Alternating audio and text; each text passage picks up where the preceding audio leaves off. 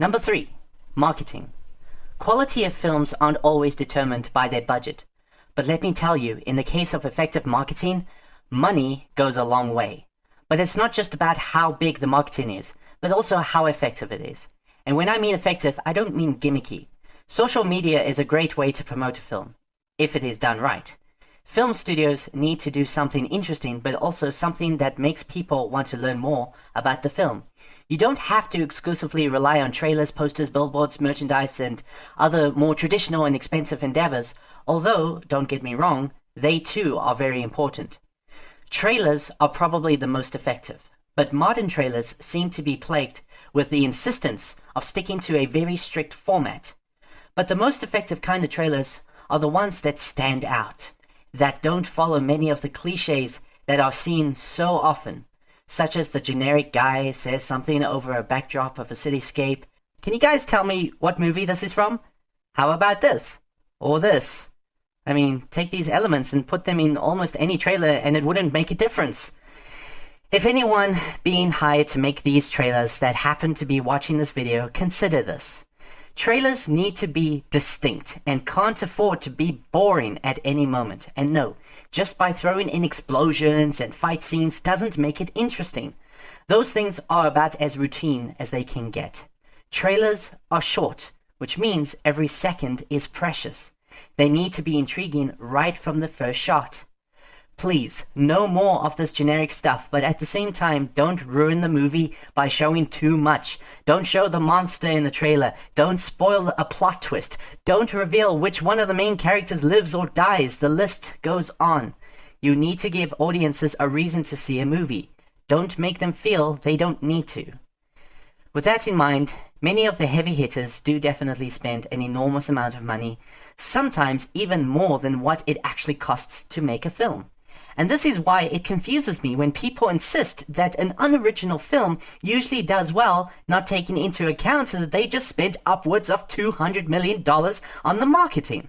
If you're going to spend that much money on an unoriginal film that purely exists to ride on an already established franchise, then why do you need to put so much into marketing? I thought the whole point of a sequel is to avoid this excessiveness. You'd think that this kind of extravagance would be more common for original, unknown films. You know, the stuff that benefits the most from marketing. It's almost as if whether a film is original or not, the expense for marketing is still extremely high. In short, in response to those filmmakers, you can't boast that your sequels do better than original films after you've put so much into the marketing. That is an unfair statistic. So what is a fair statistic? Going back into inflation. Just because a movie makes hundreds of millions of dollars doesn't necessarily make it successful, because the dollar is the weakest it has ever been. As an extreme example, the 1937 film Snow White and the Seven Dwarfs earned $66 million at its initial box office run. It was a major success, so much so that Disney used that money to build a large studio and finance the production of future projects with all the included expected expenses. But today, $66 million is pocket money. It's not even enough to finance half of what Disney spent on just the production budget alone for an animated film. Nope, that 1937 $66 million is worth $1.18 billion in today's economy.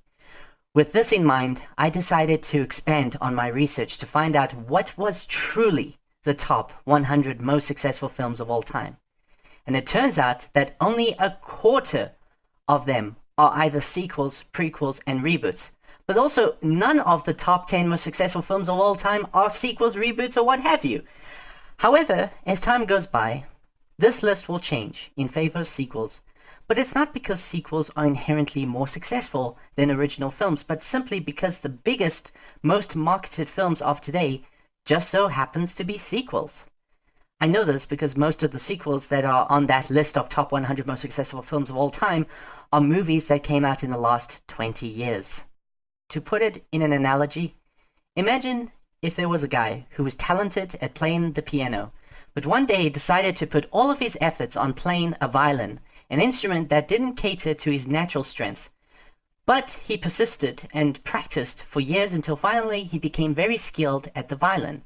Does that mean he's better at the violin than the piano? No, actually, he might have been even better at the piano if he put as much effort into it as he did the violin. In the blockbuster industry, the reason why the most successful films in Hollywood today are sequels is because Hollywood is only making sequels and nothing else. Of course, the most profitable films today are sequels. Hollywood isn't even trying anything else, like the musician isn't even trying to also get good at the piano. Many big movie studios fail to understand that for every success, there are also failures, and sequels, prequels, and reboots, and original films are not immune to this probability. There are so many films that have failed in spite of them being some form of installment in an already established franchise. Just to list a few: Alice Through the Looking Glass, Bad Santa 2, the Ben-Hur reboot, Ghostbusters 2016, Teenage Mutant Ninja Turtles Out of the Shadows, Zoolander 2, The Huntsman, Winter's War, Allegiant, Power Rangers, 50 Shades Darker, Star Trek Beyond, and even Solo: A Star Wars Story.